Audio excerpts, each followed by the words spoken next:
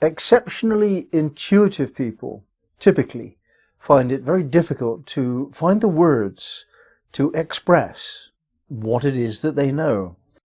My name is James Burgess and I'm an astrologer.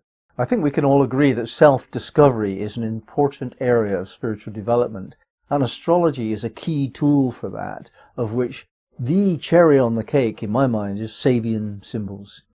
I start with beginner's guides, and I also talk about the multiple uses of Sabian symbols.